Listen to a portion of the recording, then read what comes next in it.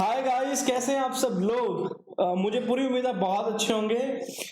ये वीडियो किसके लिए बन रही है? ये बन रही है वीडियो सीए फाइनल स्टूडेंट्स के लिए टारगेटिंग मई 2021 एग्जामिनेशन। ये सब टॉपिक कौन सा है? ये एक ऐसा टॉपिक है जो 99% ऑफ स्टूडेंट्स को नहीं आता, जो सीए फाइनल के अंदर पढ़ रहे हैं। जब मैं खुद सीए फाइनल में था, हाँ, जब मैं खुद सीए फाइनल में था, मुझे भी टॉपिक नहीं आता था। मुझे कॉन्सेप्ट नहीं पता था, क्योंकि कभी किसी ने सिखाया ही नहीं कि ये कॉन्सेप्ट भी कोई चीज, कोई नाम की चीज होती है। ये कॉन्सेप्ट है इंडियस 36 इम्पेयरमेंट का। 99% स्टूडेंट्स को इसमें दिक्कत आती है, इनको पता नहीं होता भी करना क्या है, लॉजिक क्या है इसके बेस पे। सर, ऐसा कौन सा क्वेश्चन है जो आप कहना चाह रहे हो? देखिए, ये स्टडी मटेरियल है, ध्यान करो। 3rd नंबर क्वेश्चन, हर बच्चा इस क्वेश्चन में अटका होगा, हर बच्चा। उसे लॉजिक समझ नहीं आया कि इंपेयरमेंट के अंदर ऐड हो रही है गुडविल, फिर माइनस कर रहे हैं, फिर शेयर बांट रहे हैं, ये कर क्या रहे हैं हम। तो इस वीडियो के अंदर आपको पर्टिकुलर इसका कॉन्सेप्चुअल अंडरस्टैंडिंग मिलने वाली है। मैं कोशिश करूंगा कि विद इन आवर 1 आवर के अंदर इसको मैं कंप्लीट करवा दूं प्रॉपर कॉन्सेप्चुअली। अब आपको एक्सेप्ट करना है कि आपको कॉन्सेप्ट अच्छे से समझना है, या नॉर्मली वैसे ही रट्टा मार के एग्जाम में गए करके। आपकी मर्जी है, आपको जैसे करना है।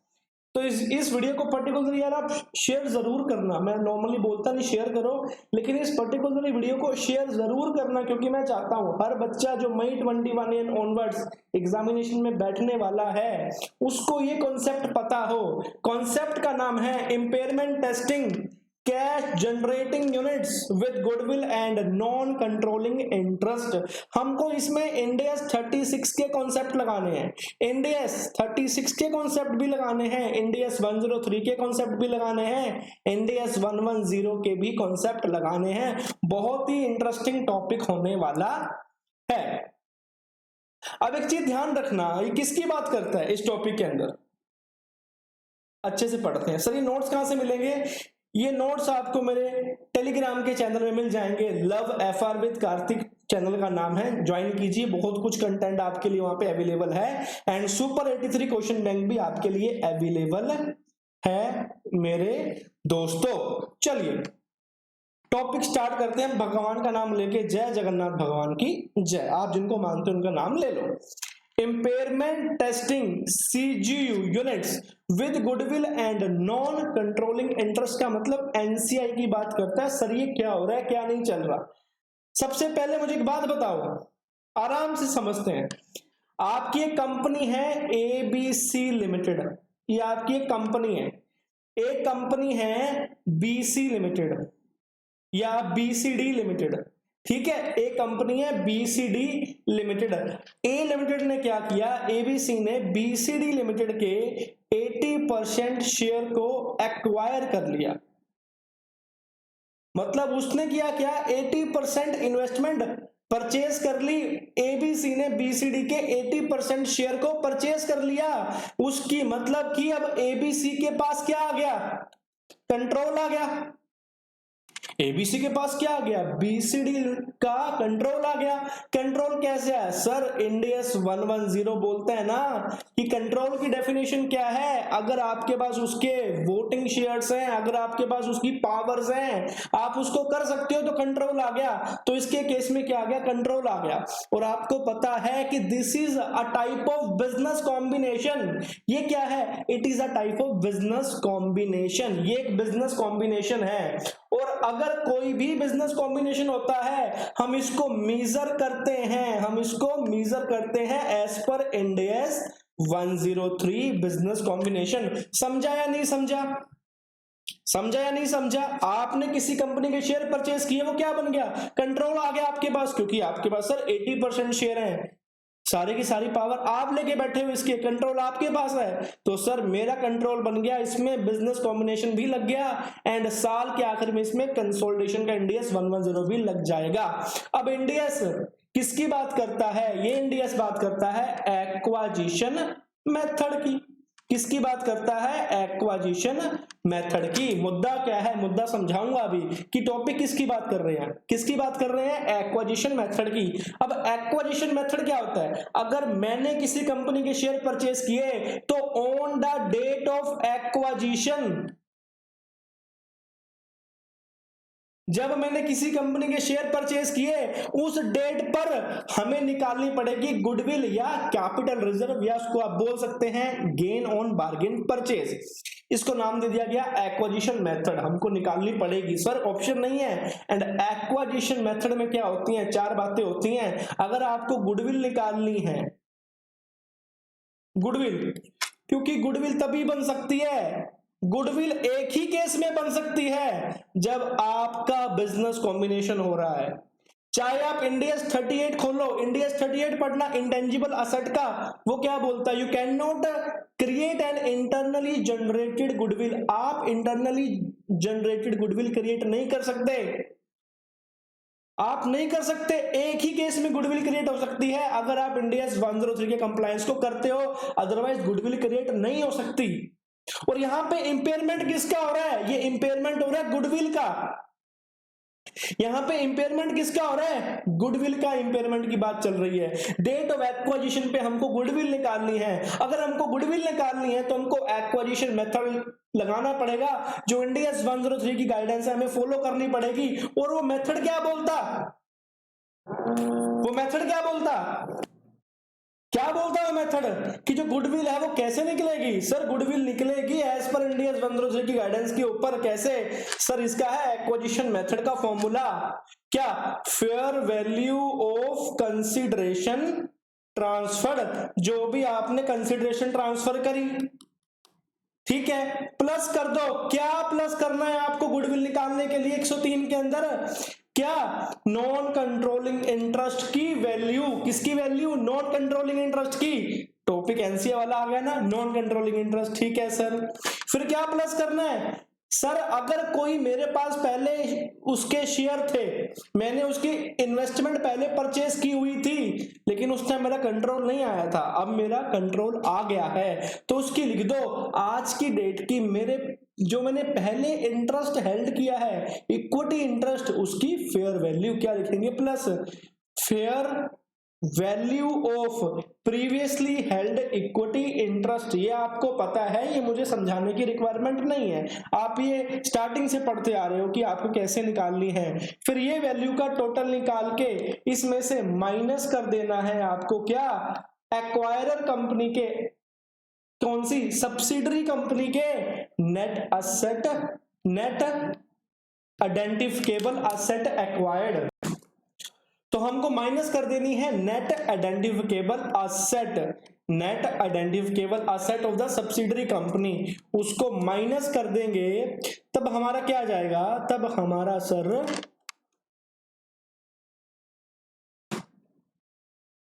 ये बन जाएगी गुडविल, मतलब ठीक है, ये आ जाएगी goodwill. Gain on bargain purchase भी आ सकता है, कोई टेंशन वाली बात नहीं है, लेकिन ये गुडविल आ जाएगी।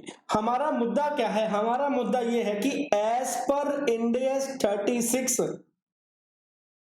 इंपेयरमेंट के अकॉर्डिंग हमको गुडविल का इंपेयरमेंट चेक करना पड़ता है, करना पड़ता है, नहीं करना पड़ता, चेक करना पड़ता है।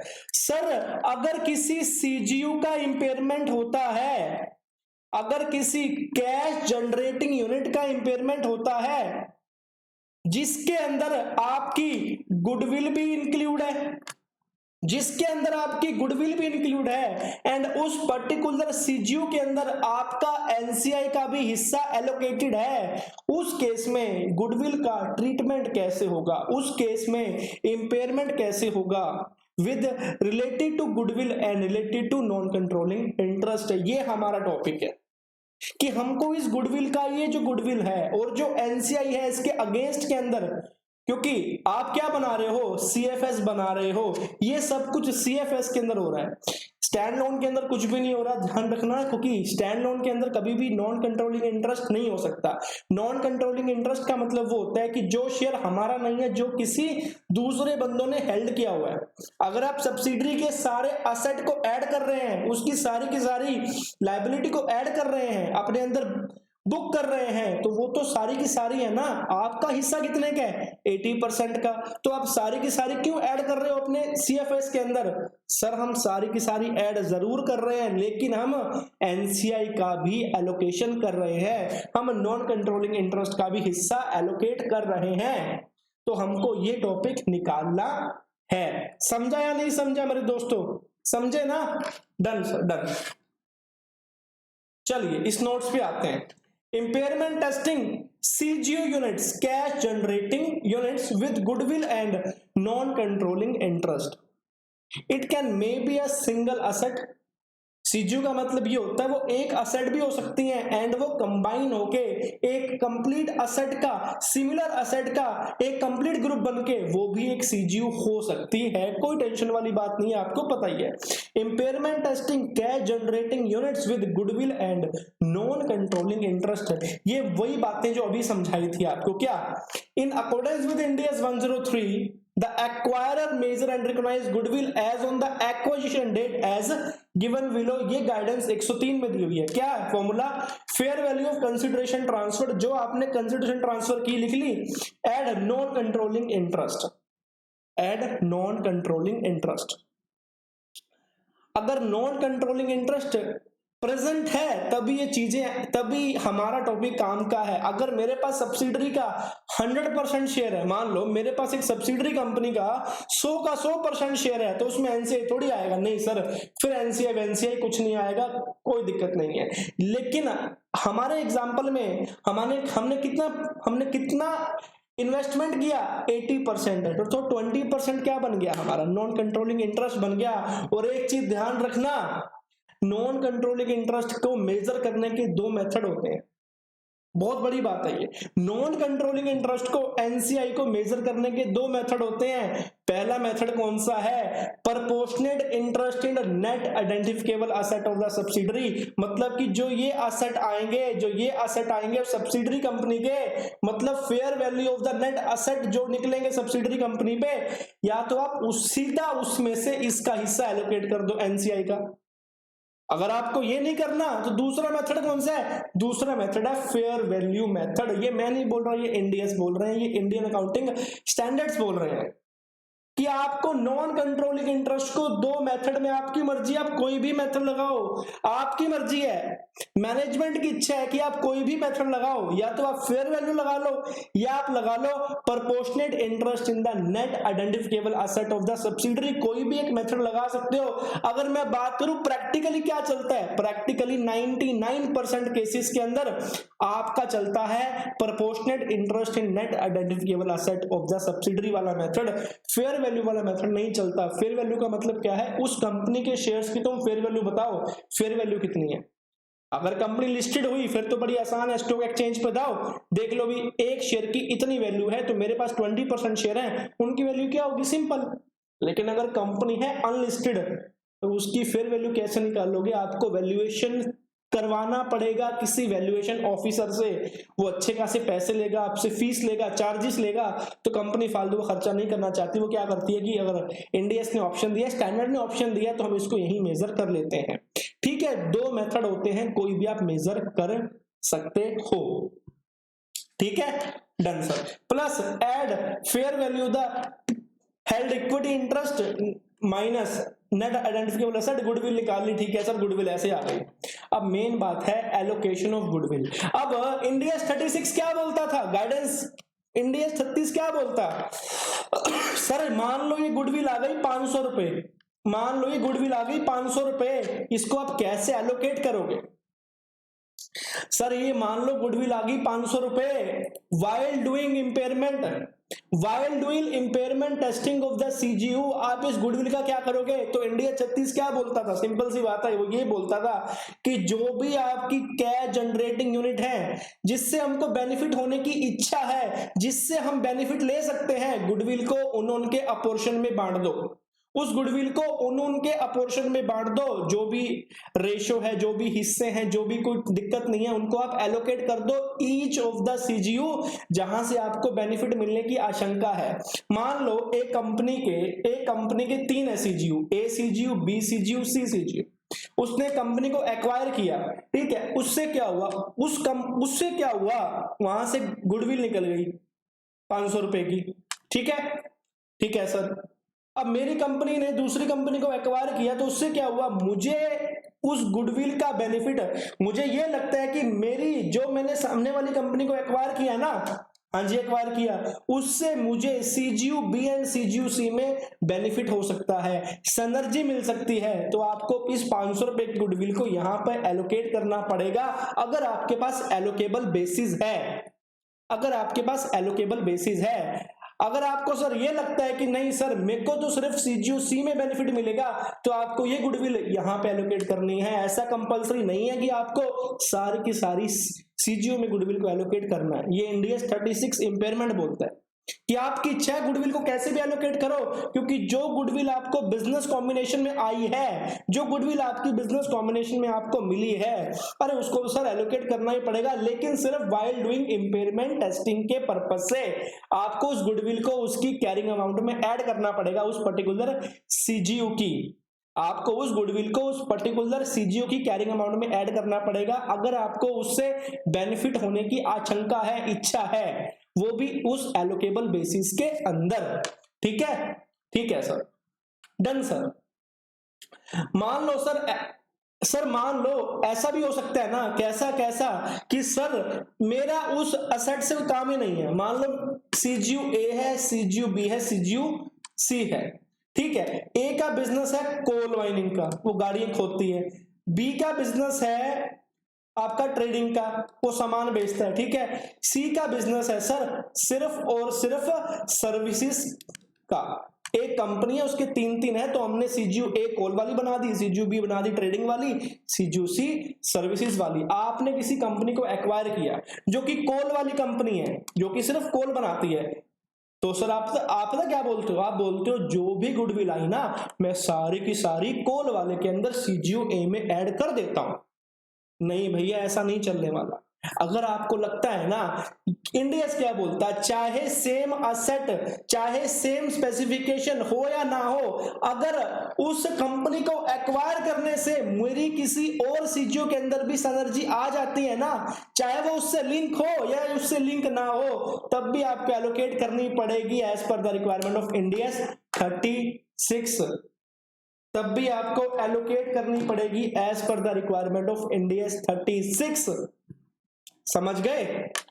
कौन से बेसिस में? एक रीजनेबल बेसिस के ऊपर, एक रीजनेबल रेशो के ऊपर। सर अगर मान लो मैं एलोकेट नहीं कर सकता किसी सीजीओ के अंदर भी, सर ना तो वो ए में जा रही, ना बी में जा रही, ना सी में जा रही, तब क्या करोगे? तब भैया हमको पूरी की पूरी company as a whole compare करनी पड़ेगी। इस बात को ध्यान रखना। अगर गुडविल किसी भी सीजीओ में एलोकेबल नहीं हो सकती, अगर गुडविल किसी भी सीजीओ में एलोकेबल नहीं हो सकती, तो सबसे पहले क्या करेंगे हम? सबसे पहले इंडिविजुअल का इंपेयरमेंट टेस्टिंग करेंगे विदाउट कंसीडरिंग द गुडविल। हम carrying amount of individual CGU compare करेंगे recoverable amount of individual CGU के साथ और उसका इंपेयरमेंट निकाल देंगे। उसके बाद क्या करेंगे? अगर गुडविल एलोकेबल नहीं हो सकती, तब हम क्या करेंगे? तीनों सीजीयू को एक साथ लेंगे, तीनों सीजीयू को एक साथ लेंगे और कंपनी एज अ होल का वैल्यू इन यूज निकालेंगे, हम उसका रिकवरेबल अमाउंट निकालेंगे, फिर कंपेयर करेंगे, फिर इंपेयरमेंट टेस्टिंग करेंगे विद कंसीडरिंग द गुडविल। समझ आया? नहीं समझ आया? हालांकि इस टॉपिक से कोई लिंक नहीं है, लेकिन आपको लिंक समझाना पड़ेगा। समझ गए ना? ठीक है, डन हो गया सर। और एक चीज ध्यान रखना, हमें किस पर्सपेक्टिव से समझ रहे हैं? We are only studying this perspective from the point of view of consolidated financial statements. We are studying this perspective from the basis of consolidated financial statements. यहां स्टैंड लोन की बात नहीं हो रही, क्योंकि नॉन कंट्रोलिंग इंटरेस्ट सिर्फ consolidation financial statement में ही आ सकता है। स्टैंड लोन में कभी भी एनसीआई देखने को आपको नहीं मिल सकता। स्टैंड लोन मतलब अकेली फाइनेंशियल स्टेटमेंट उस कंपनी की इंडिविजुअल। कंसोलिडेटेड का मतलब है आपकी 2-3 कंपनियों की एक साथ मिलकर बनना, आपकी सब्सिडरियों की, फेलो सब्सिडरियों की एक साथ मिलकर एक फाइनेंशियल स्टेटमेंट बनना, एक कंप्लीट ग्रुप की फाइनेंशियल स्टेटमेंट बनना, उसको बोलते हैं कंसोलिडेटेड फाइनेंशियल स्टेटमेंट। अगर कंपनी को, अगर जो कंपनी आपने सब्सिडरी कंपनी अगर आपने एक्वायर की है, सब्सिडरी कंपनी अगर आपने एक्वायर की है, जो भी उसका प्रॉफिट होता है, जो भी उसका लॉस होता है, जो भी उसके असेट होते हैं, उनके ऊपर एनसीआई का भी हक होता है और उनके ऊपर पेरेंट कंपनी का भी हक होता है। इस बात को ध्यान रख लेना। अगर सब्सिडरी को लॉस होता है तो वो लॉस एनसीआई भी बियर करेगा और वो लॉस पेरेंट कंपनी भी बियर करेगी। ठीक है। एंड वैसे ही अगर कोई इंपेयरमेंट का लॉस होता है, अगर कोई इंपेयरमेंट का लॉस होता है तो वो इंपेयरमेंट का लॉस वो इंपेयरमेंट का लॉस कौन कौन कौन बियर करेगा? पेरेंट भी बियर करेगा एंड आपका जो नॉन कंट्रोलिंग इंटरेस्ट वाला बंदा है वो भी बियर करेगा। मान लो आपकी कंपनी को इंपेयरमेंट का 1000 रुपीज का लॉस हो गया, तो क्या वो 1000 रुपीज सारा का सारा होल्डिंग कंपनी पूरा का पूरा 1000 रुपीज क्या आपने उससे माइनस करे P&L से? नहीं सर, वो सिर्फ 800 रुपया माइनस करेगी अगर उसके पास 80% शेयर है उस कंपनी के। 20% माइनस करेंगे हम नॉन कंट्रोलिंग इंटरेस्ट के अंदर अगर किसी भी असेट का हमारे पास इंपेयरमेंट का लॉस आ जाता है। अभी इतना समझो, कोई टेंशन वाली बात नहीं, हम आपका बेस बनाना चाह रहे हैं, आपका बेस बन जाएगा प्रॉपर। ठीक है।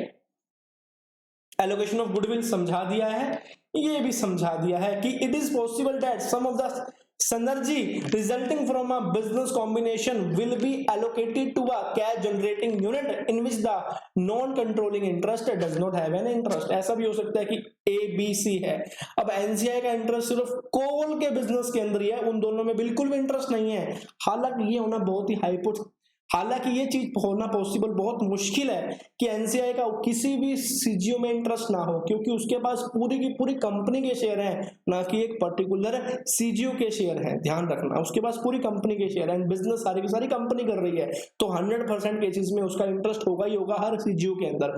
एनसीआई का हर सीजीओ के अंदर, हर कंपनी के असेट के अंदर, हर कंपनी के प्रॉफिट के अंदर, हर कंपनी के लॉस के अंदर, रिवैल्यूएशन के अंदर, इंक्रीमेंट के अंदर एनसीआई का शेयर तो होना बनता ही बनता है, क्योंकि जैसे पेरेंट का शेयर होता है वैसे ही एनसीआई का शेयर होता है। लेकिन हाइपोथेटिकली इंडियस क्या बोलता कि अगर ठीक है यार, अगर किसी में ऐसा होता है कि मान लो फ्यूचर में कुछ सिचुएशन हो जाती है कि किसी सीजीओ के अंदर एनसीआई का इंटरेस्ट नहीं बनता, तो नहीं बनता, फिर क्या बड़ी बात है, उससे क्या होगा, उसका जो भी इंपेयरमेंट लॉस होगा वो कौन बियर करेगा? वो पूरा का पूरा पेरेंट ही बियर करेगा, फिर उसमें एनसीआई का कोई चक्कर वाली बात नहीं है।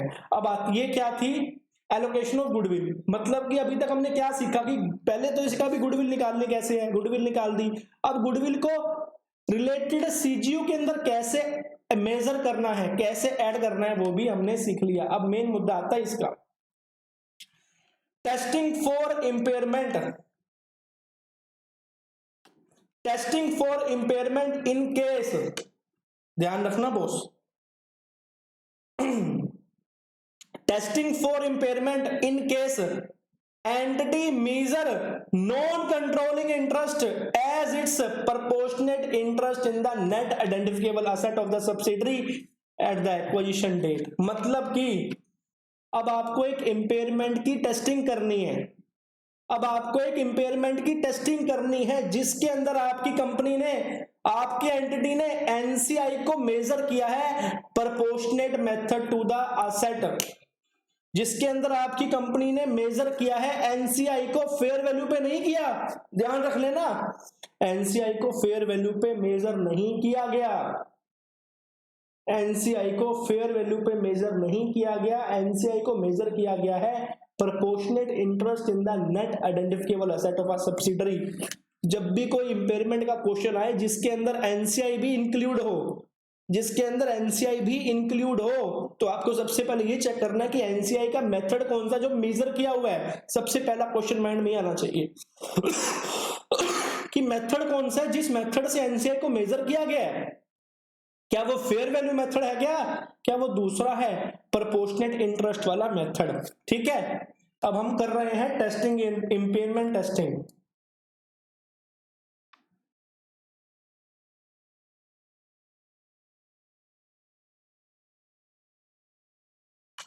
ओफ, केस कौन सा है?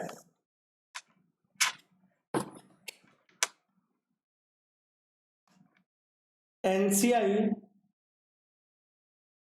measures at proportionate,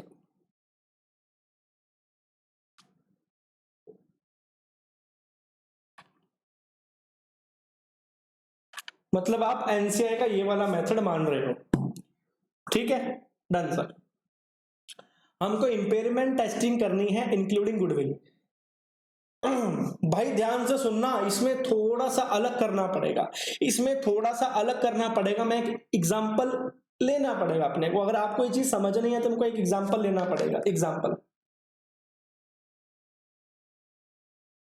ठीक है, मान लो A limited acquires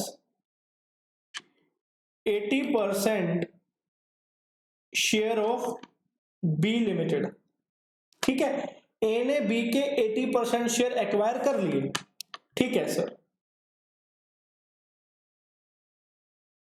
the consideration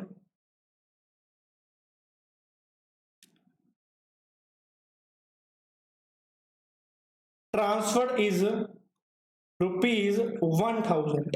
The consideration is transferred rupees 1000, 1000 rupees की उसने कंसिडरेशन दे दी, ठीक है, 80% शेयर एक्वायर करने के लिए। The fair value of net identifiable asset of the fair value of net identifiable asset of B limited is rupees, मान के चलो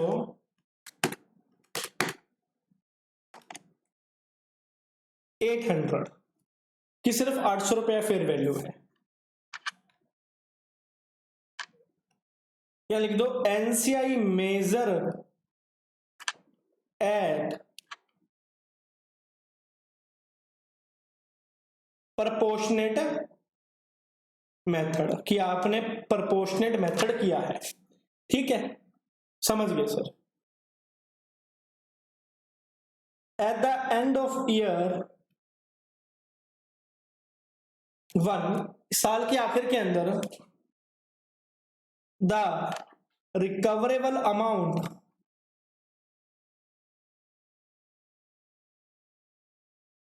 of CGU is rupees 800. The recoverable amount of the CGU is rupees 800. लिखो इसको, and the carrying amount excluding goodwill, the carrying amount excluding goodwill is rupees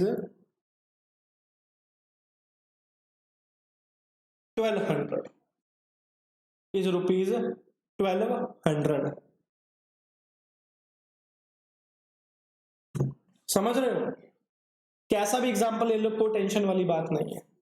rupees 1200 आपको निकालना है impairment. फिर आप इसका इंपेयरमेंट कैसे करोगे? इंपेयरमेंट करने से पहले आपको ये एज्यूम करना है कि ये पूरा का पूरा एक ही सीजीयू है, ये कंपनी एज अ होल एक ही सीजीयू है, ठीक है सर, इसमें कोई बड़ी बात नहीं है। सबसे पहले हम निकालते हैं गुडविल की, सबसे पहला स्टेप कैलकुलेशन ऑफ गुडविल।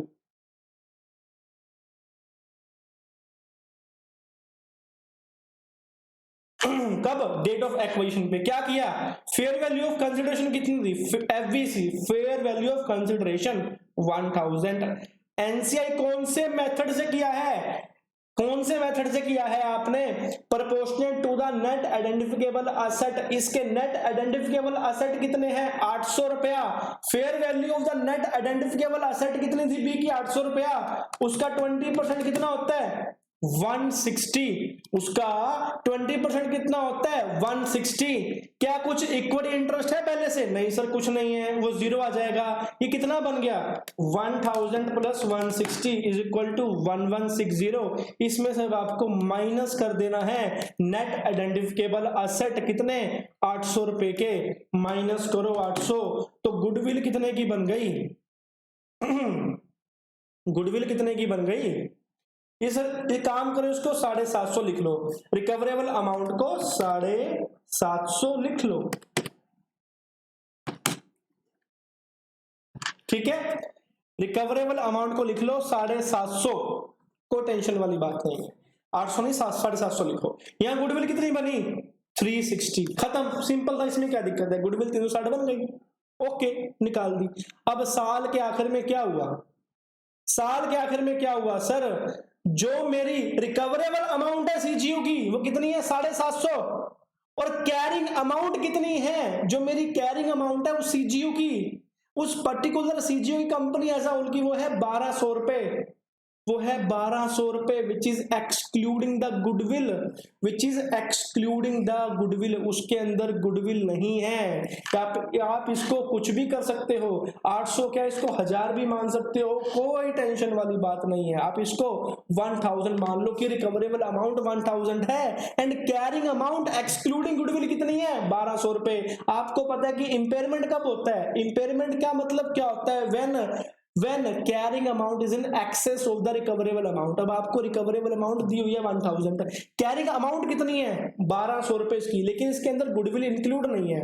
हमको क्या करना पड़ेगा, गुडविल तो हमारे पास पड़ी है, हमको गुडविल इंक्लूड करनी पड़ेगी इसके अंदर। लेकिन ठहरो ठहरो ठहरो ठहरो ठहरो ठहरो, ये केस नॉन कंट्रोलिंग इंटरेस्ट का है। कहता है कि अगर नॉन कंट्रोलिंग इंटरेस्ट आपने मेजर किया है, अगर एनसीआई आपने मेजर किया है in proportionate to the net asset of the subsidiary, तब आपकी इंपेयरमेंट की कैलकुलेशन ऐसे नहीं की जाएगी, तब आपकी इंपेयरमेंट की कैलकुलेशन ऐसे नहीं की जाएगी। अब एक बात बताओ मुझे, जो ये एनसीआई की आपने 160 वैल्यू निकाली वो किसके बेसिस पे निकाली? सर ये आपने तो इसके बेसिस पे निकाली 800 रुपए के बेसिस के ऊपर। अब मुझे एक बात बताना, 800 रुपया क्या है, 800 रुपीज क्या है, 800 रुपीज तो उसके असेट की नेट आइडेंटिफिकेबल असेट की फेयर वैल्यू है। मानते हो क्या नहीं मानते? वो तो सब्सिडरी, वो तो बी कंपनी के नेट आइडेंटिफिकेबल एसेट की फेयर वैल्यू है, सिर्फ बी कंपनी के नेट आइडेंटिफिकेबल एसेट की। This is not the real fair value of the company, ये कंपनी की रियल फेयर वैल्यू नहीं है। मेरी बात ध्यान सुनो, ये कंपनी की रियल फेयर वैल्यू नहीं है। और ये जो 360 रुपए गुडविल के निकले हैं ना, ये जो 360 रुपीज गुडविल के निकले हैं, ये सिर्फ और सिर्फ पेरेंट के ही निकले हैं, ये सिर्फ और सिर्फ पेरेंट के ही निकले हैं। एनसीआई का इससे कोई लिंक नहीं है। क्यों? नॉर्मली तो गुडविल का लिंक नहीं होता है एनसीआई से, लेकिन एक ध्यान पढ़ो, आपने कंसोलिडेशन जब किया होगा, जब भी गुडविल का इंपेयरमेंट आया होगा एनसीआई का, तो दो मेथड होते हैं वहां पे, एक होता है पार्शियल गुडविल मेथड, एक होता है फुल गुडविल मेथड। इस एनसीआई को किस पे मेजर किया आपने, इस एनसीआई को आपने किस पे मेजर किया है, एक सेकेंड, इस एनसीआई को आपने किस पे मेजर किया है? सर एनसीआई को आपने मेजर किया है नेट प्रोपोर्शनेट मेथड के ऊपर, मतलब कि this is not the fair value, इसके अंदर गुडविल इंक्लूड नहीं है, इसके अंदर गुडविल इंक्लूड नहीं है। ये सिर्फ और सिर्फ आपको तब एज्यूम करना है जब आप इंपेयरमेंट कर रहे हो, अदरवाइज एज्यूम मत करना है चीज को। इस चीज को तभी एज्यूम करना है जब आप इंपेयरमेंट कर रहे हो। थोड़ी सी दिमाग लगा के बात बताओ कि जो ये रिकवरेबल अमाउंट आ रही है, रिकवरेबल अमाउंट क्या, इसका मतलब क्या है कि अगर आज मैं सब्सिडरी की सीजीयू को बेचने जा रहा हूं, अगर आज मैं सीजीयू को बेचने जाता हूं, मुझे बाहर कितनी वैल्यू मिलेगी? सर मुझे बाहर मिलेगी 1000 रुपीज वैल्यू, मुझे बाहर मिलेगी 1000 रुपीज वैल्यू। सर इसके अंदर एनसीआई का भी गुडविल का शेयर इंक्लूड होगा, इसके अंदर एनसीआई का भी गुडविल का शेयर इंक्लूड होगा, इस बात को ध्यान रखना। इसके अंदर एनसीआई का भी गुडविल का शेयर इंक्लूड होगा, इस 1000 रुपीज के अंदर एनसीआई का भी गुडविल का शेयर इंक्लूड है। क्योंकि अगर यहां पे एनसीआई फेयर वैल्यू पे मेजर किया होता हमने तो कोई टेंशन वाली बात ही नहीं थी, क्योंकि फेयर वैल्यू वाला बंदा क्या करता है, गुडविल को भी इंक्लूड करके चलता है कि सामने वाले बिजनेस की इतनी गुडविल है तो इसकी इतनी फेयर वैल्यू हो सकती है। अगर मैं मेरे बिजनेस की आज फेयर वैल्यू निकालने जाऊं, फॉर एग्जांपल बहुत बड़ी कंपनी है, टाटा कंपनी है, टाटा कंपनी की बैलेंस शीट में कहीं लिखा है, टाटा कंपनी की बैलेंस शीट में कहीं लिखा हुआ है कि मेरे बिजनेस की इतनी गुडविल है? क्योंकि एज पर इंडिया 38 आप इंटरनली जनरेटेड गुडविल नहीं दिखा सकते, लेकिन स्टॉक एक्सचेंज पे जब आप उसके प्राइस देखोगे ना, वो प्राइस गुडविल को भी इंक्लूड करके चलता है कि अगर मैं अपनी कंपनी आज बेचने जा रहा हूं तो मेरी कंपनी की वर्थ क्या है, मेरी कंपनी की वैल्यू क्या है, that is the real value of the company and that value also include goodwill. क्योंकि आप यहां पे एनसीआई को मेजर कर रहे हो नेट प्रोपोर्शनल बेसिस के ऊपर, तो इस गुडविल के अंदर this is not the real goodwill, इस गुडविल के अंदर एनसीआई की कमी है। अगर एनसीआई फेयर वैल्यू पे होता, क्या पता ये वैल्यू 240 हो जाती, क्या पता ये वैल्यू 340 हो जाती, क्या पता ये वैल्यू 240 हो जाती। एक सेकंड दोस्त, हेलो, हाँ मम्मी, बस मम्मी 2 मिनट आ रहा हूँ, बस लेक्चर रिकॉर्ड कर रहा हूँ बस, ठीक है, ठीक। दोस्त घर से फोन आते हैं, कोई बात नहीं, ठीक है। उस गुडविल के अंदर क्या हुआ, इस गुडविल के अंदर this is not the real goodwill, ये इंडियस का 36 के पर्पस से कर रहे हैं सिर्फ हम, क्योंकि हमें इंपेयरमेंट करना है। This is not the real goodwill, क्योंकि एनसीआई आपने नेट प्रोपोर्शन बेसिस पे वैल्यू किया है। अगर आप फेयर वैल्यू पे करते ना दोस्त, तो क्या पता ये कितनी अमाउंट हो जाती है, कम भी हो जाती है, ज्यादा भी हो जाती। दैट्स व्हाई हम कर रहे हैं। सर ये क्यों समझाया, बताता हूं क्यों समझाया। और जो ये रिकवरेबल अमाउंट है, इसके अंदर ऑलरेडी उसने सब कुछ कंसीडर कर लिया है, इसने इसके अंदर ऑलरेडी सब कुछ कंसीडर कर लिया है। तो अब आपको क्या करना है, अब आपको क्या करना है, अगर आपका नेट प्रोपोर्शनल बेसिस है तो आप क्या समझोगे कि जो ये 360 ना गुडविल निकली है, दिस इज 80% शेयर, कि ये सिर्फ 80% शेयर है, ये सिर्फ 80% शेयर है, ये सिर्फ आपका पेरेंट का शेयर निकला है। अगर आपको इसको कंप्लीट बनाना है, आपको इसको फुल गुडविल बनानी है, आपको इस गुडविल को, आपको एनसीआई की भी गुडविल निकालनी पड़ेगी। अब आपको एनसीआई की भी गुडविल सेपरेटली निकालनी पड़ेगी, अब आपको एनसीआई की भी गुडविल निकालनी पड़ेगी। ध्यान से सुनना मेरे दोस्तों, मेरे दोस्त, आपको एनसीआई का गुडविल का शेयर निकालना पड़ेगा। कब निकालना पड़ेगा, जब आपने मेजर किया है नेट प्रोपोर्शनल बेसिस के ऊपर। अगर आपने ना फेयर वैल्यू के ऊपर मेजर किया होता, अगर आपने फेयर वैल्यू के ऊपर मेजर किया होता ना, तो हमें कुछ करना ही नहीं था, हमें कुछ करना ही नहीं था, सिंपल करते। अगर हमने फेयर वैल्यू पे किया होता, 1200 प्लस 360 कितनी आती, 1560 माइनस 1560 रुपए का इंपेयरमेंट लॉस। और आपको पता है इंपेयरमेंट लॉस सबसे पहले कहां से माइनस होता है, गुडविल में से। बाकी अगर कुछ इंपेयरमेंट लॉस बच गया तो उसकी असेट में से माइनस कर दो।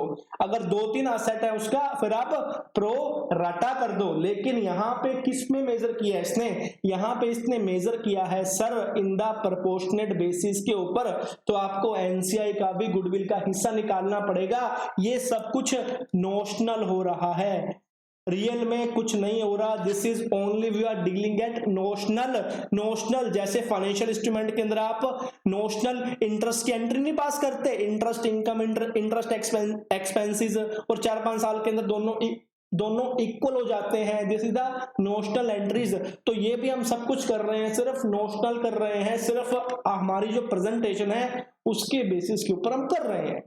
अब हिस्सा इसका कैसे निकलेगा, सर ये 360 80% है सर, तो 20% कितनी हो गई, लिखो 360 divide by 80% into 20%। Sir NCI का गुडविल का हिस्सा है सर मेरा 90 रुपीज, 90 रुपीज की गुडविल एनसीआई की है, 90 रुपीज गुडविल एनसीआई की है। ध्यान रखना ये कभी भी सीएफएस के अंदर शो नहीं होगा, ध्यान रखना ये कभी भी कंसोलिडेटेड फाइनेंशियल स्टेटमेंट के अंदर ये कभी भी शो नहीं होगा। आइए अब करते हैं इसका इंपेयरमेंट। कैसे इंपेयरमेंट करोगे दिखाते हैं आपको, देखिए इंपेयरमेंट करते हैं। आइए देखिए, लिखो पर्टिकुलर्स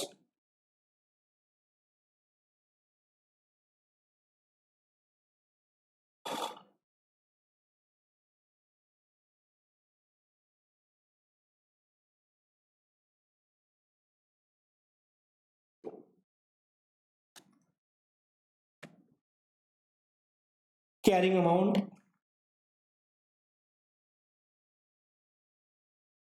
कुछ भी लिख सकते हो आप। अब कितनी थी carrying amount as on year end, कितनी सर? सर ये थी मेरी, कितनी थी? 1200 रुपया। ये गुडविल का हिस्सा, फिर ये टोटल गुडविल का हिस्सा। पेरेंट का कितना था सर? 360। एनसीआई का कितना था सर? 90 रुपीज। हम कैलकुलेट करके आए हैं, तो टोटल कितना हुआ? 1200 प्लस 450, यहाँ कितना आ जाएगा? 1650। ठीक है, ये आ जाएगा 1650। समझ आया नहीं समझा? समझा या नहीं समझा? एनसीआई का हिस्सा कितना है सर? 90 रुपीज है। This is only for the basis of presentation. कहीं भी इसकी एक्चुअली में एंट्री नहीं होगी, सिर्फ ये नॉशनली हम कर रहे हैं कि सर नॉशनली ऐसा होता तो क्या होता। हम नहीं चाहते कि हम गलती से भी सारा का सारा लॉस ऐसी बुक कर दें। हम नहीं चाहते कि हम गलती से भी सारा का सारा लॉस ऐसी बुक कर दें। हम कुछ नहीं चाहते। आज बहुत फोन आ रहे हैं, सुबह से फोन नहीं आ रहे, जब से लेक्चर रिकॉर्ड कर रहा हूं इतने फोन आ रहे हैं, इतने फोन आ रहे हैं, हम क्या बताऊं आपको। ठीक है, ये है 1200, ये 450, ये आ गया 1650। ठीक है, दिस इज क्या है? अवर कैरिंग अमाउंट। क्योंकि हमको क्या करना था, हमको इंडियस क्या बोलता है कि आपको एनसीआई का गुडविल का हिस्सा भी ऐड करना पड़ेगा कैरिंग अमाउंट के अंदर। क्यों? क्योंकि रिकवरेबल अमाउंट के अंदर वो ऑलरेडी एडिड है, उसके अंदर छुपा हुआ है, उसके अंदर छुपा हुआ है। अब रिकवरेबल अमाउंट कितनी है सर? 1000। कैरिंग अमाउंट कितनी है सर? 1650। तो इंपेयरमेंट कितने का आया? इंपेयरमेंट कितने का आया? 650 का। इंपेयरमेंट कितने का आया? 650 का। अब मेरी बात को ध्यान से सुनना, अब मेरी बात को ध्यान से सुनना। अब इंडियस क्या बोलता है ये? सर इंपेयरमेंट आपका 650 का आया, ये सिर्फ दिखाने के ऊपर था, ये सिर्फ दिखाने के बेसिस पे है। ये इंपेयरमेंट कितने का आया? 650 का आया। और गुडविल कितनी है आपकी? 450 की। गुडविल कितनी है? कितने की आपकी? टोटल 450 की। अब ये हिस्सा कितना है इंपेयरमेंट का? 650 का। इंडियस बोलता जितनी आपने एनसीआई की गुडविल के नाम का हिस्सा रखा था, जितना आपने एनसीआई के गुडविल का नाम का इंपेयरमेंट का लॉस का हिस्सा रखा था ना, वो एक्चुअली में इंपेयरमेंट लॉस नहीं है। This is not actual impairment loss, this is a notional impairment loss. This is notional impairment loss. अब आपको पता है कि सबसे पहले हम इंपेयरमेंट लॉस कहां से माइनस करते हैं? टोटल गुडविल से माइनस करते हैं। क्या यहाँ पे पूरी की पूरी गुडविल सेट ऑफ हो रही है? यस सर, यहाँ पे 450 की 450 गुडविल सेट ऑफ हो रही है। यहाँ पे 450। सबसे पहले इंपेयरमेंट लॉस कहां से माइनस होता है? गुडविल से। यहाँ गुडविल, यहाँ पे इंपेयरमेंट लॉस कितना आ रहा है? This is not a real impairment loss, this is not at all a real impairment loss. Impairment loss कितना आ रहा है? 650 का। 650 का। टोटल गुडविल कितनी है? 450 की। टोटल गुडविल कितनी है? 450 की। आपको एक बात बताऊं, ये 90 रुपीज कभी भी सीएफएस के अंदर शो नहीं होंगे। हमने सिर्फ नॉशनली बुक किया है, ये हमने सिर्फ नॉशनली बुक किया है। This is only our notionally booked. हमने सिर्फ नॉशनली बुक किया है। तो सबसे पहले हम एनसीआई का हिस्सा यहाँ पे माइनस कर देते हैं। कितना? 90 रुपीज। यहाँ पे हम सबसे पहले एनसीआई का हिस्सा माइनस कर देते हैं 90 रुपीज, क्योंकि हमने वही चीज ऐड की थी, हम वही चीज माइनस कर रहे हैं। सर क्यों कर रहे हैं भैया? प्रेजेंटेशन बेसिस के ऊपर कर रहे हैं। सर क्यों कर रहे हैं? सर इससे क्या इंपैक्ट पड़ेगा? पड़ जाएगा, क्योंकि यहां तो पूरी की पूरी गुडविल सेट ऑफ हो गई। लेकिन अगर ऐसा भी केस आएगा जहां पे पूरी गुडविल सेट ऑफ नहीं होगी, तो उस केसेस में आप सारा का सारा उसमें नहीं कर सकते सेट ऑफ, उस केस में आप सारा का सारा उससे सेट ऑफ नहीं कर सकते। यहाँ पे एनसीआई कितना है 90 माइनस कर दिया, तो एक्चुअली में आपका इंपेयरमेंट लॉस क्या है, this is real impairment loss, this is 560 rupees is your impairment loss, 560 rupees is your impairment loss। क्या इस इंपेयरमेंट लॉस का एनसीआई का कुछ हिस्सा है? सर देखो, जहां तक गुडविल की बात करूं, गुडविल कितनी है 360, गुडविल कितनी है 360, माइनस करो 560 में 360 कितना बचा 200। ये भी क्या है, ये इंपेयरमेंट लॉस है ना, 200 रुपया बच गया। अब इस 200 रुपए के अंदर एनसीआई का हिस्सा बन जाएगा 20/80 की रेशियो के अंदर।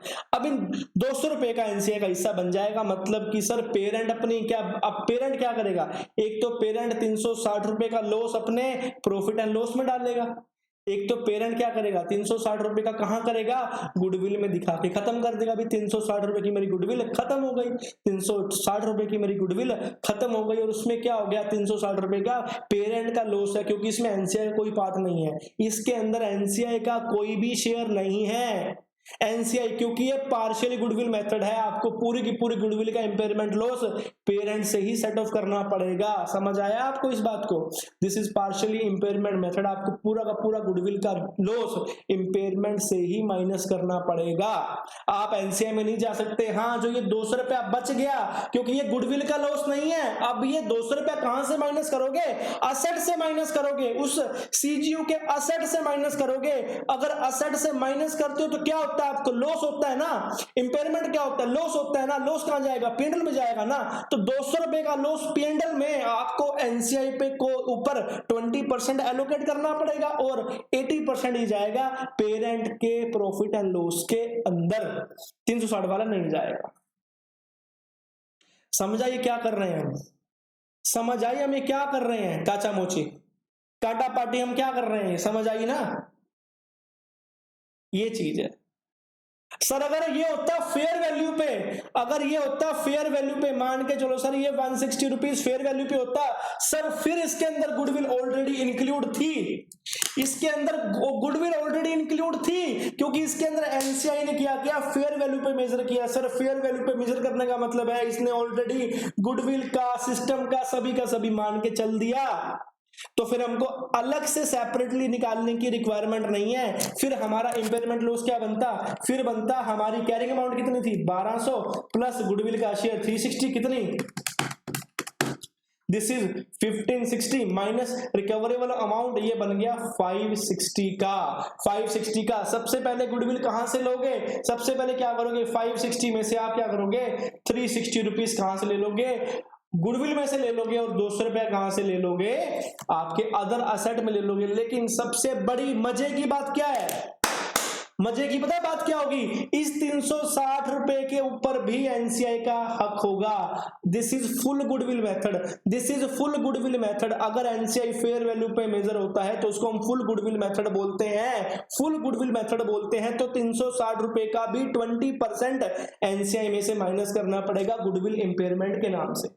360 का 20% आपको एनसीआई में से भी माइनस करना पड़ेगा गुडविल के नाम से, और बाकी 80% कहां से माइनस होएगा, कंसोलिडेटेड प्रॉफिट एंड लॉस के नाम से। सर एंट्री क्या होगी, गुडविल खत्म कर दी यहां तो आपने 360 रुपए की, तो क्या करोगे कंसोलिडेट पेरेंट का profit and loss 80% and NCI का बैलेंस 20% से कम हो जाएगा, अगर एनसीआई फेयर वैल्यू पे मेजर किया है। अगर एनसीआई फेयर वैल्यू पे मेजर नहीं किया, अगर वो नेट बेसिस पे मेजर किया है, नेट प्रपोर्शनेट बेसिस पे मेजर किया, तो क्या एंट्री होती, goodwill 360 to parent profit and loss 360। हालांकि 200 रुपए का ट्रीटमेंट सेम होगा दोनों केसेस के अंदर, क्योंकि 200 रुपए का गुडविल से कोई लिंक नहीं है, वो असेट से लिंक है, और असेट की इंपेयरमेंट का लॉस कहां जाता है, प्रॉफिट एंड लॉस के अंदर जाता है। एंड अगर वो प्रॉफिट एंड लॉस के अंदर इंपेयरमेंट लॉस गया, अगर वो प्रॉफिट एंड लॉस में इंपेयरमेंट लॉस गया, तो उसका 20% एनसीआई अपने में से देगा और 80% पेरेंट का नुकसान हो जाएगा। समझ आया, सीएफएस में कहीं भी नहीं दिखाएंगे, सीएफएस में कहीं भी नहीं दिखाएंगे, it is only a notional, it is only a notional. CFS में कभी भी कहीं भी नहीं दिखाएंगे, क्योंकि वो सिर्फ नोशनल है, वो सिर्फ नोशनल है, समझे?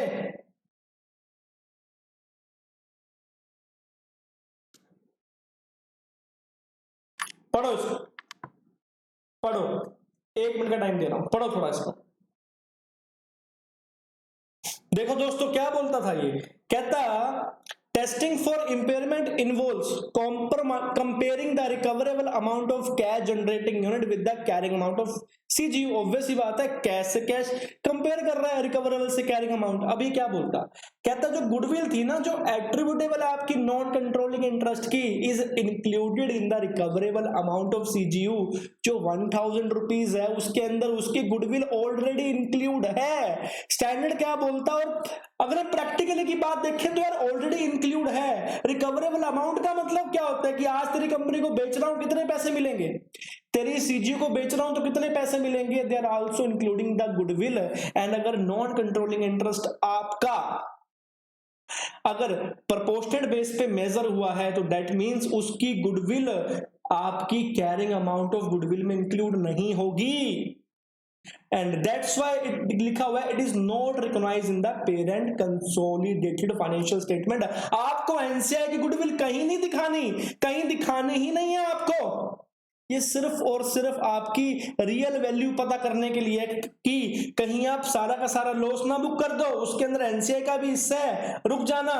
As a consequence an entity shall compulsory gross of the carrying amount of goodwill allocated to the unit to include the goodwill attributable to the non-controlling interest. आपको उस नॉन कंट्रोलिंग इंटरेस्ट की goodwill निकालनी पड़ेगी, जैसे कि हमारे case में था 90 रुपीज, क्योंकि जो 360 थी वो थी 80%। अगर ये 100% होती तो कितनी अमाउंट आती, उसकी आती 450 अमाउंट। तो एनसीआई का हिस्सा कितना हुआ, 90 रुपीज ऑफ गुडविल। एंड आपकी जो कैरिंग अमाउंट है फिर आपको वो एडजस्ट करनी पड़ेगी।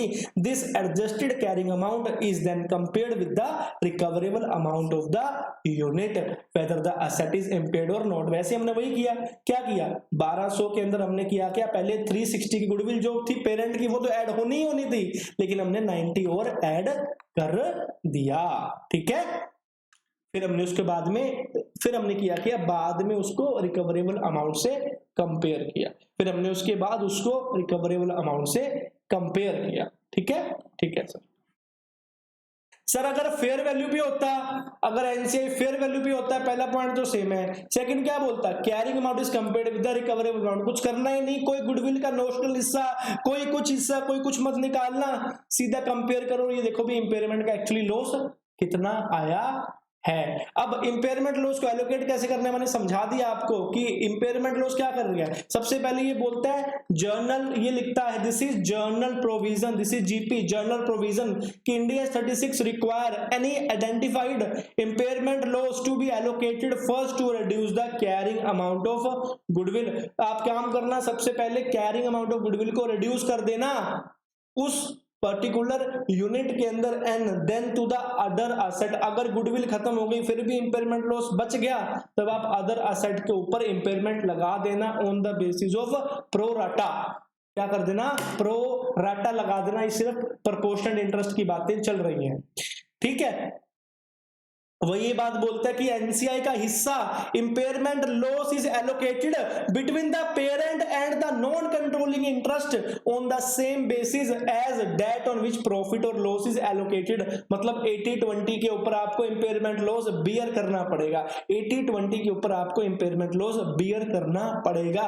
लेकिन अगर एनसीआई आपका प्रोपोर्शनेट इंटरेस्ट बेसिस के ऊपर है तो एनसीआई कभी भी गुडविल का इंपेयरमेंट लॉस बियर नहीं करेगा। एनसीआई कभी भी, क्योंकि वो गुडविल सिर्फ पेरेंट की है तो पूरा का पूरा लॉस पेरेंट बुक करेगा अगर एनसीआई प्रोपोर्शनल इंटरेस्ट पे है। क्योंकि हम एनसीआई की गुडविल का कहीं कंसीडर कर ही नहीं रहे, हम उसको इग्नोर कर दे रहे हैं, हम उसको छोड़ दे रहे हैं। क्या लिखा है, लेकिन अगर गुडविल खत्म होने के बाद भी कुछ लॉस बचता है तब उसमें एनसीआई का हिस्सा आ जाएगा। फिर क्या बोलता, if an impairment loss attributable to non controlling interest relate to goodwill, अगर वो गुडविल से रिलेट कर रहा है, that is not recognised in the parent CFS.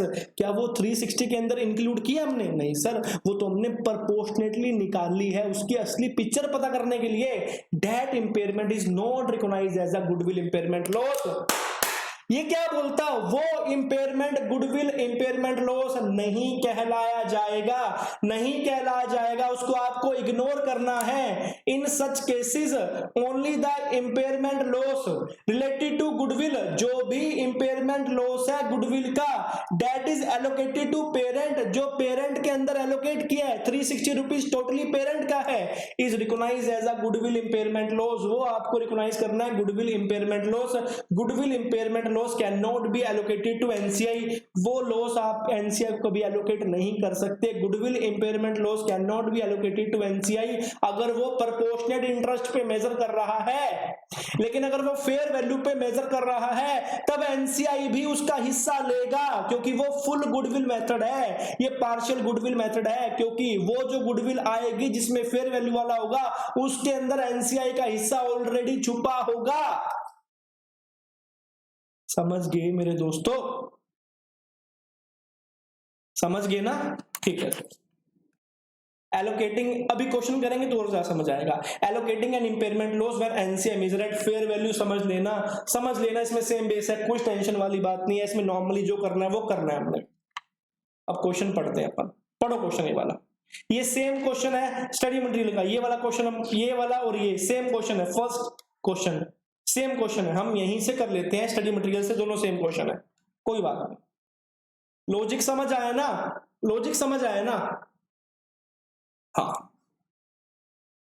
क्या बोलता, parent acquires an 80% ownership interest in subsidiary for 2100 रुपए, 2100 रुपए का आपने एक्वायर किया, 80 लिख लो, 2100 रुपए। एट दैट डेट, उस डेट के अंदर सब्सिडरी के, मतलब जो सब्सिडरी कंपनी एक्वायर की उसके नेट एसेट की फेयर वैल्यू कितनी है? 1500 रुपए उसकी फेयर वैल्यू है। Parent choose to measure the NCI at proportionate interest of subsidiary, method का पता होना बहुत जरूरी है। एनसीआई किस पे मेजर किया? प्रोपोर्शनेट इंटरेस्ट पे, प्लस एनसीआई की वैल्यू ऐड करो, कितनी आएगी? 1500 का 20%, क्योंकि 80 उसकी है तो 20 क्या होगा? एनसीआई होगा, ये आ जाएगी 300 रुपया, और माइनस कर दो इसकी फेयर वैल्यू 1500 रुपया, तो गुडविल कितनी आ गई? 2100 plus 300 minus 1500, this is 900। Goodwill कितनी आई? गुडविल कितनी आई इसकी? 900, और एनसीआई 20% पे है, पेरेंट की होल्डिंग कितने परसेंट पे है? 80% पे। ठीक है sir, okay. The asset of subsidiary, जो सब्सिडरी के असेट हैं, together are the smallest group of asset that generate cash flow independently of the other asset. ओ भाई, जो सब्सिडरी के असेट है ना, जो हमने सामने वाली सब्सिडरी कंपनी एक्वायर की है ना, उसके असेट क्या है? एक अलग से सीजीयू बन गए, उसके असेट एक अलग से सीजीयू बन गए, उसका किसी और असेट से कोई लिंक नहीं है, उसके असेट एक अलग से सीजीयू बन गए जो कैश फ्लो इंडिपेंडेंटली करते हैं। Since other cash generating of the parent are expected to benefit from the synergy of the combination. आगे ना वो बात कि इसका सर, इसका मतलब ये है कि सर 900 रुपीज की जो गुडविल है वो सारी की सारी सर सब्सिडरी में एलोकेट कर दे। ठहरो ठहरो ठहरो, अभी नहीं, चेक करो क्या किसी और सीजीयू ऑफ पेरेंट, भाई पेरेंट के देखो कुछ सीजीयू में क्या कुछ इच्छा है, क्या कुछ सिनर्जी जा सकती है उस कॉम्बिनेशन के अंदर। यस सर इसने लिख दिया, since other CGU of the parent are expected to benefit from the synergy of the combination, the goodwill of 500 रुपया रिलेट टू दो synergy has been allocated to another synergy within parent. Goodwill कितने की थी? 900 रुपए की, 500 रुपया की, 500 rupees की गुडविल हमने कहां पर एलोकेट कर दी? अदर सीजीयू के अंदर, तो मतलब कि सर इनडायरेक्टली 400 रुपए की गुडविल कहां एलोकेट की है, सब्सिडरी सीजीयू के अंदर, क्योंकि एक सब्सिडरी क्या है, सेपरेट सीजीयू है, समझ गए ना। 900 रुपए की गुडविल थी, 500 रुपया किसी दूसरे जो सीजीयू थे वहां एलोकेट कर दिया, और 400 रुपया मैंने कहां एलोकेट किया उस गुडविल को, सब्सिडरी की सीजीयू के अंदर, क्योंकि जो सब्सिडरी एक्वायर की वो हमने सेपरेटली सीजीयू मान ली। तो जो सब्सिडरी एक्वायर की थी उसमें हमने 900 में से कितनी गुडविल एक्वायर की, कितनी गुडविल एलोकेट की, 400 रुपया गुडविल एलोकेट की साहब, कितनी, 400 रुपीज, ठीक है। और 31 मार्च साल के आखिर के अंदर parent determine that the recoverable amount of cash generating unit subsidiary ओ बेटे के, क्या बोलता, कैश जनरेटिंग यूनिट सब्सिडरी, ये सिर्फ एक सीजीयू की बात कर रहा है, सबकी बात नहीं कर रहा है, ये सिर्फ सब्सिडरी वाले की बात कर रहा है, सिर्फ और सिर्फ सब्सिडरी वाले की बात कर रहा है। क्या बोलता, साल के आखिर के अंदर कि उसकी रिकवरेबल अमाउंट कितनी है, 1000, मतलब इसकी रिकवरेबल अमाउंट कितनी है साहब, ये है ₹1000 ओनली, इसकी रिकवरेबल अमाउंट है ₹1000। The carrying amount of the net asset of the subsidiary excluding goodwill is 1350, और कैरिंग अमाउंट कितनी है, वो है 1350, लेकिन इसके अंदर गुडविल इंक्लूड नहीं है भैया। सिंपल सी कॉन्सेप्ट है, एनसीआई है इसमें 20%, बिल्कुल है सर। गुडविल कितने हैं, बहुत सिंपल है, प्लस गुडविल, ऐड गुडविल नहीं है ना, इंक्लूड करो गुडविल, किसका, पेरेंट का हिस्सा, कितना हिस्सा है पेरेंट का, 400 रुपया, क्योंकि हमने सिर्फ 400 रुपया की गुडविल ही एलोकेट की है ना, 900 की थोड़ी एलोकेट कर दी, 400 की एलोकेट की है ना गुडविल, मतलब पेरेंट का हिस्सा कितना, 400 प्लस गुडविल का, तो किसका हिस्सा, नोशनल हिस्सा एनसीआई का, कितना बनेगा सर, ये हिस्सा ऐसे कैलकुलेट होगा, अगर 400 गुडविल एलोकेट किया मतलब ये 80% पे है, तो 20% पे कितना हिस्सा होगा, that is 100 rupees, that is 100 rupees. तो टोटल कैरिंग अमाउंट आया था ना भी, अब हमको एडजस्टेड कैरिंग अमाउंट निकालनी है, क्योंकि NCI is measured eight proportional interest method. अब हमको क्या निकालनी है, अब हमको क्या निकालनी है, इसकी एडजस्टेड कैरिंग अमाउंट निकालनी है, कितनी आई, 1350 प्लस 500, दिस इज 1850, ये 1850 आई। इसके अंदर रिकवरेबल अमाउंट माइनस करो, कितनी, 1000, कितने का लॉस आया, 850 का। क्या इस 850 के लॉस से आपकी पूरी की पूरी गुडविल सेट ऑफ हो रही है, क्या इस 850 के लॉस से पूरी की पूरी गुडविल सेट ऑफ हो रही है, डेफिनेटली सर ये पूरी की पूरी गुडविल सेट ऑफ हो रही है। अब एनसीआई का हिस्सा कितना है, एनसीआई का हिस्सा कितना है, 100 रुपीज, इसको माइनस कर दो, क्योंकि हमको वो कंसीडर ही नहीं करना, जो एनसीआई का हिस्सा है हमको कंसीडर नहीं करना, क्योंकि इससे पूरी गुडविल सेट ऑफ हो जा रही है, तो इसके अंदर हमको एनसीआई का हिस्सा कंसीडर नहीं करना। तो रियल इंपेयरमेंट का लॉस कितना है, 750, रियल इंपेयरमेंट का लॉस कितना है, 750। अब ये 750 कहां का एलोकेबल होगा, 750 पेरेंट कितनी गुडविल है, 400, तो 400 तो कम होंगे पेरेंट की गुडविल में से, 400 कम होंगे पेरेंट की गुडविल में से, ये कहां जाएगा, ये जाएगा 400 रुपया पेरेंट के प्रॉफिट एंड लॉस में 400, और जो 350 बच गए ये कहां से कम होंगे, उस सब्सिडरी के नेट असेट में से 350 रुपए कम हो जाएंगे। और अगर फर्दर बात करूं तो 350 कहां जाएंगे, 80% तो जाएंगे पेरेंट के प्रॉफिट एंड लॉस के अंदर, और 20% का हम हिस्सा एनसीआई से लेंगे, इसके अंदर हम एनसीआई से नहीं लेंगे। देखें थर्ड का आंसर क्या निकाला है,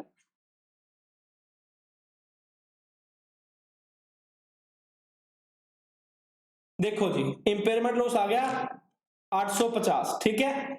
एडजस्टेड कैरिंग अमाउंट देखो, carrying amount goodwill of subsidiary 400, unrecognised non controlling interest का गुडविल 100 रुपीज, एसेट कितने 1350 के, कितने बन गए 1850, 850 का लॉस आ गया। देखो ये देखिए बहुत सिंपल है, ये देखिए हमने एनसीए को नहीं दिखाया ही नहीं हमने, और मैंने तो उसको आपको आगे भी बता दिया कि आगे मतलब इसकी एंट्री क्या होगी, इंपेयरमेंट लॉस की एंट्री क्या होगी, एंट्री बताओ, ये होगी पेरेंट प्रॉफिट, क्या parent profit and loss to goodwill, parent के profit and loss to goodwill कितना 400 एंड 400, और ये जो 350 है इसकी एंट्री क्या होगी, पेरेंट प्रॉफिट एंड लॉस 350 का 80% एनसीआई डेबिट, 350 का 20% to net identifiable asset 350 rupees. ये तब हो रहा है, ये तब हो रहा है जब वो नेट, ये तब सीन है जब एनसीआई आपने मेजर किया है नेट प्रपोर्शन के बेसिस पे।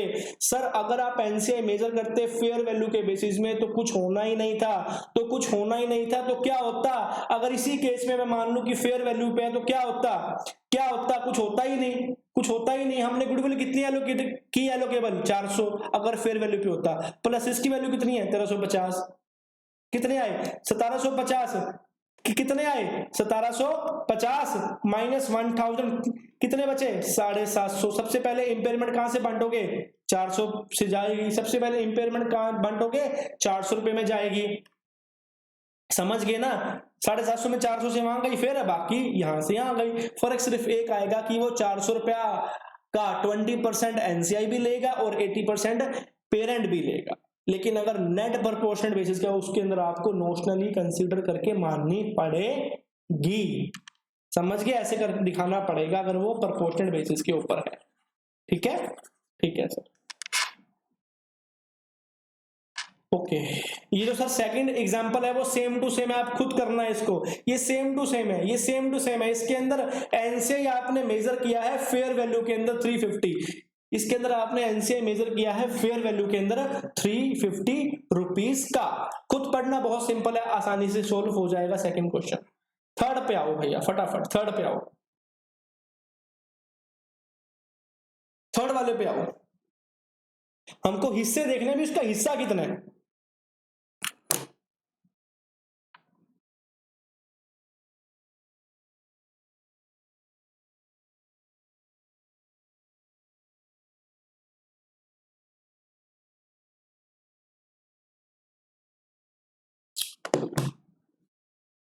This is question of again the question of study material, again study material question, same to same लिख दिया है, मैं आपको क्वेश्चन ही खोल के दिखा देता हूं स्टडी मटेरियल का। ये रहा क्वेश्चन, बड़ा शानदार क्वेश्चन है, ये अच्छा क्वेश्चन है यार, मतलब बहुत अच्छा क्वेश्चन है। क्या बोलता, A limited acquire 80% share of subsidiary for B for 32,000, A ने एक्वायर किए 80% share of subsidiary B for 32,000 rupees के। At the date of acquisition net कितनी वैल्यू थी इसकी 3,000 रुपीज 3,000, ठीक है।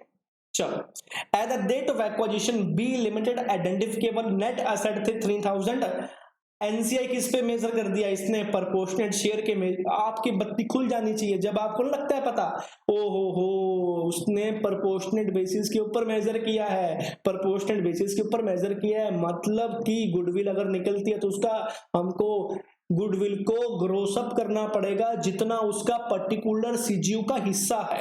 तो क्या करेगा, सबसे पहले कहां निकालेगा, गुडविल निकालेगा। कैसे निकालेगा, फेयर वैल्यू कितनी ट्रांसफर की 3200, प्रपोर्शनल है एनसीआई कितना, अगर 80 है 20, एनसीआई 3000 का 20 600 3800, 3000 माइनस 800 रुपया गुडविल निकाल दिया आपने, 800 रुपया गुडविल आ गई, कोई शक, कोई दिक्कत नहीं है सर, 800 रुपया गुडविल आ गई।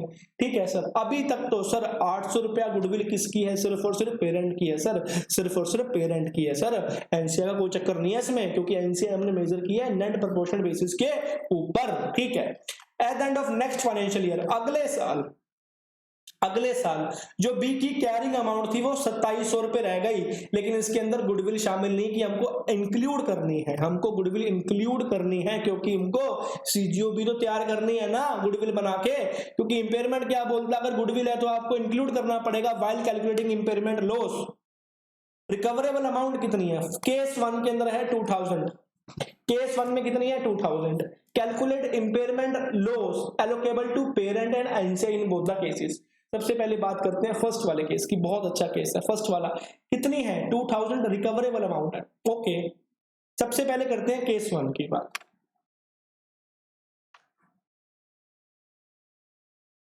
ठीक है,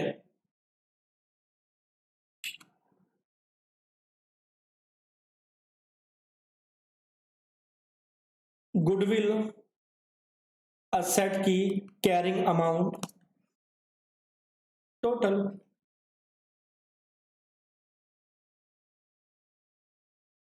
कितनी है पेरेंट की गुडविल 800 रुपया। असेट की कैरिंग और अनरिकॉग्नाइज्ड एनसीआई 800 डिवाइड बाय 80%, ये आ गई टोटल ग्रोस अप करके 20% हिस्सा कितना हुआ 200 और इसकी कैरिंग अमाउंट कितनी है असेट की 2700। टोटल क्या हुआ 1000 2700, ये कितना हो गया 3700 रुपए, ये कितना हो गया 3700 रुपए आ गया। रिकवरेबल अमाउंट माइनस करो कितनी है 2000, कितने का लॉस आया 1700 का आपका इंपेयरमेंट लॉस आ गया, 1700 रुपए का इंपेयरमेंट लॉस आ गया। अब भैया एक बात बताओ, सबसे पहले क्या माइनस होती है, सबसे पहले क्या माइनस करते हैं हम इंपेयरमेंट लॉस में से गुडविल माइनस करते हैं, सबसे पहले हम गुडविल माइनस करते हैं। अब इसमें एनसीआई का हिस्सा कितना है 200 रुपया, वो कभी इंपेयरमेंट लॉस कंसीडर ही नहीं होगा, क्योंकि हमको ये स्टैंडर्ड बोलता है कि कोई भी impairment loss which is related to the NCI goodwill we can not recognise. तो इसमें से आप 200 रुपए तो वैसे खत्म कर दो, कितना बचा 1500 रुपए इंपेयरमेंट लॉस बच गया। अब इसमें से क्या करना है आपको, पेरेंट की गुडविल कितनी है 800 रुपया, आप क्या करो 1500 रुपए में से 800 रुपया तो ले लो पेरेंट से, 800 रुपया ले लो पेरेंट से और बाकी 700 कहां जाएगा आपकी सीजीयू की असेट के अंदर। अब अगर मैं डिस्ट्रीब्यूशन की बात करूं, अगर मैं अब डिस्ट्रीब्यूशन की बात करूं भी कितना कितना लॉस कौन कौन लेगा, लॉस कौन कौन लेगा पेरेंट एंड एनसीआई में। सबसे पहली बात गुडविल का लॉस कौन लेगा भैया, सिर्फ पेरेंट लेगा 800 रुपए का, और जो आपका अदर असेट का लॉस हुआ है 700 रुपए का, उसका 80% लेगा पेरेंट 560 और 140 लेगा आपका एनसीआई। समझ गए, आई समझ। ये देखिए 200 रुपए ये आ गया, कैरिंग अमाउंट ये थी 2700 800 अंडरग्राउंड 200 3700 एंड यहाँ पर रिकवरी अमाउंट इतनी एंड ये 1500 रुपए। ये 1500 क्यों, क्योंकि इसने 200 रुपए, ये 1500 क्यों, क्योंकि इसने 200 रुपया ऑलरेडी गायब कर दिए। आप गायब सीधा कर सकते हो या दिखा भी सकते हो। ये देखिए अब इंपेयरमेंट लॉस इसने कैसे एलोकेट किया, पेरेंट पे पूरा 800 गुडविल का, एनसीआई पे नहीं दिखाया। अगर ये फेयर वैल्यू पे होता मेजर, अगर ये फेयर वैल्यू पे मेजर होता तो ये 800 रुपए का भी लॉस 80% यहां बढ़ता 20% यहां बढ़ता। अगर ये फेयर वैल्यू मेजर हुआ होता, अगर ये फेयर वैल्यू पे मेजर हुआ होता तो, और गुडविल को छोड़ के जो अदर असेट का इंपेयरमेंट लॉस है वो 80% यहां गया, वो 20% यहां गया। कोई शक, कोई शक नहीं सर। केस 2 बड़ा तगड़ा केस है भाई, इसको थोड़ा सा ध्यान से पढ़ लेना। अब इसमें कितनी है 2800,000, हम यही कर लेते हैं 2800,000 एनसीआई किस पे, उस पे केस 2 है। हमको ये बात पता है कि 2700 इसकी कैरिंग अमाउंट है।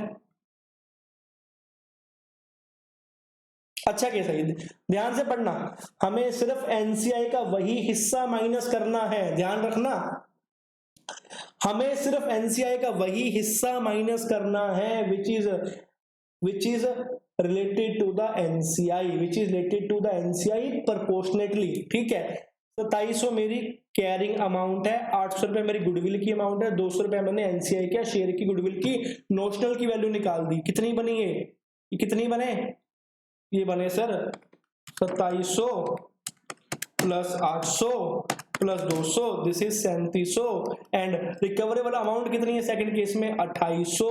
तो इंपेयरमेंट लॉस कितना बचा सर, इंपेयरमेंट लॉस कितना बचा 900 रुपया इंपेयरमेंट लॉस बच गया, 900 रुपीज का इंपेयरमेंट लॉस बच गया, बचा। गुडविल कितनी है टोटल सर, ये है 1000, टोटल गुडविल तो 1000 ही है ना, 800 उसकी 200 उसकी, लॉस कितना है 900 रुपए का। क्या पूरी गुडविल सेट ऑफ हो रही है, नहीं सर। क्या पूरी गुडविल सेट ऑफ हो रही है, नहीं सर, नहीं हो रही ना, नहीं हो रही ना पूरी गुडविल, नहीं हो रही। मतलब कि आपको अब इसका भी आपको अपोर्शन करना पड़ेगा, अपोर्शन बेसिस के ऊपर आपको एनसीआई की वैल्यू कम करनी पड़ेगी, हम उसको निकाल देंगे। फिर हमको इसका अपोर्शन करना पड़ेगा, हमको इसका अपोर्शन करना पड़ेगा। पता है अपोर्शन क्यों करना पड़ेगा, क्योंकि अगर मैं 900 क्योंकि अगर मैं सीधा 200 माइनस कर दूंगा तो नाइंसाफी हो जाएगी उससे। अगर मैं सीधा 200 माइनस कर दूंगा तो नाइंसाफी हो जाएगी उससे, क्योंकि भैया हमको सिर्फ प्रोपोर्शनेटली बांटना है, हमको सिर्फ प्रोपोर्शनेटली बांटना है, हमको सिर्फ प्रोपोर्शनेटली बांटना है। आपको 900 का 2 पार्ट करने पड़ेंगे, मतलब कि जो इंपेयरमेंट लॉस है आपका 900 रुपया, उसमें 80% किसका हिस्सा है? पेरेंट का। 20% किसका हिस्सा है? एनसीआई का। अब देखो 900 का करो 80% कितना? 720। इसका करो 80%, एनसीआई का कितना? 180। और इंडियस क्या बोलता कि जो एनसीआई का गुडविल का हिस्सा है, जो एनसीआई का गुडविल का हिस्सा है वो आपको कंसीडर नहीं करना, वो इंपेयरमेंट कंसीडर नहीं करना। इसका गुडविल का हिस्सा कितना है? 180। टोटल गुडविल कितनी है? 200 रुपया। तो खत्म करो ना, 200 माइनस 180। गुडविल एनसीआई की बची कितनी? 20 रुपीज। क्या हम ये शो करेंगे? नहीं सर, हम ये कहीं शो नहीं करेंगे, हमने खत्म कर दिया, इस चीज को निकाल दिया। पेरेंट का हिस्सा कितना है? 80%। पेरेंट का हिस्सा कितना है? 80% कितना? 720। पेरेंट की गुडविल कितनी है? 800। तो पेरेंट में से आपको अब 800 में से आपको 720 माइनस करने पड़ेंगे एंड 80 रुपीज की गुडविल आपकी खड़ी रहेगी। और ये 720 का लॉस कहां जाएगा? पेरेंट के प्रॉफिट एंड लॉस में चला जाएगा। समझे? सर 200 रुपए माइनस क्यों नहीं किया? सीधा बेटा आपको इंपेयरमेंट लॉस एलोकेट, जो भी इंपेयरमेंट लॉस आया आपको एलोकेट तो करना पड़ेगा ना इनसे उसके अंदर। नहीं सर ऐसे नहीं खेलते हम। सर फर्स्ट केस में आपने तो सीधा ही माइनस कर दिया। नहीं नहीं ऐसा कुछ नहीं है, लो देख लो, आ जाओ कैसे सेम आएगा आंसर। देखो कितनी सी वैल्यू? 2700। फर्स्ट केस की बात करते हैं, प्लस गुडविल पेरेंट की प्लस एनसीआई कितना? 3700 माइनस कैरिंग अमाउंट 2000 थी ना? थी सर। कितना बचा? 1700। अब काम करो, इसको बांट लो। 1700 का 80% कितना? पेरेंट का। 20% कितना? एनसीआई का। बांटो 1700 का 80%, ये आ गया 1360 पेरेंट का और 340 एनसीआई का। एनसीआई की गुडविल कितनी है? एनसीआई गुडविल कितनी है? 200। तो सबसे पहले इसको आपको इंपेयरमेंट लॉस को यहां से माइनस करना पड़ेगा, 200 माइनस 200। और ये इंपेयरमेंट लॉस हम कंसीडर नहीं करेंगे, इसको इग्नोर करो। तो एनसीआई का इंपेयरमेंट लॉस कितना बचा? 140। अब पेरेंट की बात आ जाओ, 1360 के सबसे पहले कहां लेके जाओगे? इसकी गुडविल से माइनस करोगे, 800 रुपया। खत्म कर दिया। बाकी कितना बचा?